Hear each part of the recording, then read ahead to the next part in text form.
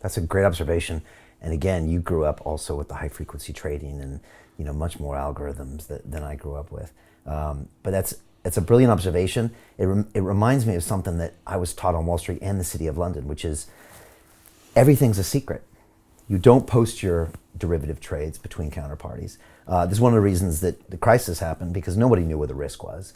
I used to get uncomfortable ordering my Starbucks order in front of other people because everything was quiet. It was not posted about, because you knew if you told someone, they would argue. Maybe not the next week or the next month or the next year, but if word gets out on how you're making money on Wall Street in London back in the day, it was only a matter of time. So there's a culture of secrecy, isn't there? Absolutely. And if you look at tech and startups, everyone will tell you, oh, if your idea is any good, no one's going to be interested.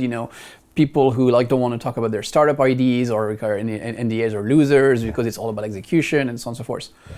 And I'm not making fun of it. I think it might be true in for a lot of tech startups, but it is absolutely not true in finance, where secrecy is actually very important. Yeah, which makes the blockchain even more mind-blowing for finance, not to mention the incredible technology and the peer-to-peer sharing and the Web 3.0. Just the transparency alone is a massive revolution for finance. And that's one thing I think I'm still trying to get my head around, is that, everything's transparent and it's on this blockchain. Whereas in the Wall Street world, everything possible is kept secret. Okay, a futures trade is public, but anything else around it, you're right, is secret.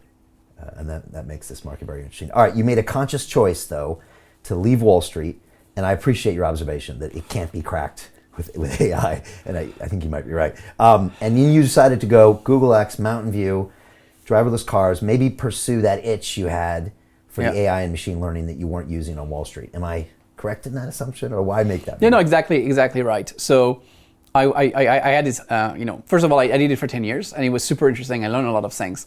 At one point, I felt like I wasn't learning as much as I wanted to learn, and I wanted to do something different. The other thing is, I really wanted to do AI, and I wanted to use AI where it would work. The other thing is that it's a very adversarial environment in finance, and I don't mean that in an unpleasant way, but I mean that the universe is conspiring against your learning algorithm to work.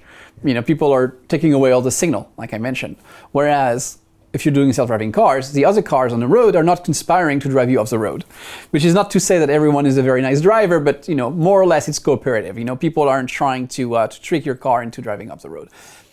So it changes the problem considerably, and it makes it a very, very different problem to not be in an adversarial environment. Unfortunately, now that I'm back into blockchains, again, you're dealing with security.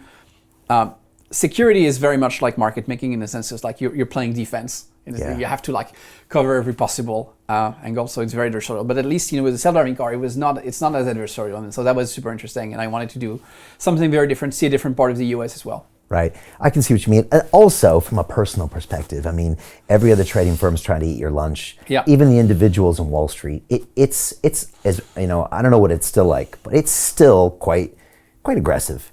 And after 10 years, that energy is it's hard to deal with, right? The other thing is it wasn't as competitive, in a sense that of course it's competitive to get a job there, of course, but there weren't that many companies competing with Google in self-driving cars. You had basically Uber and Tesla, right. And and even then I would say that Google was miles ahead of the competition.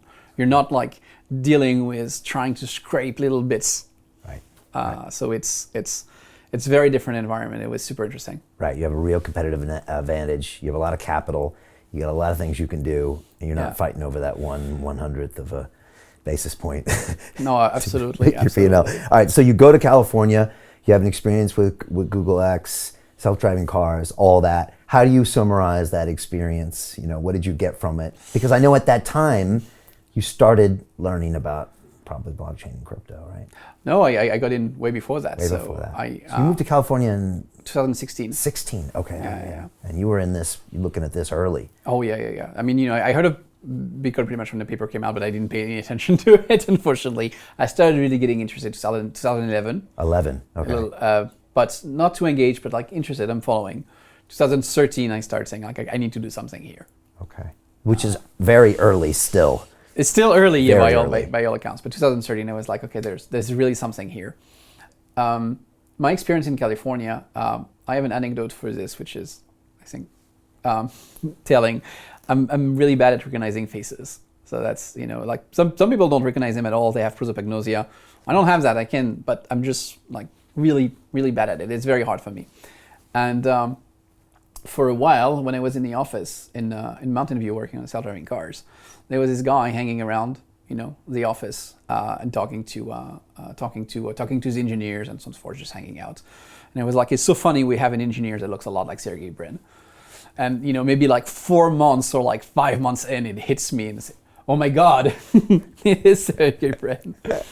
And the revelation I had at the time is that, okay, so he's basically spending his days in the same place as I am, talking to the same people I am about the same problem. He's eating the same food. He's wearing slightly worse clothes.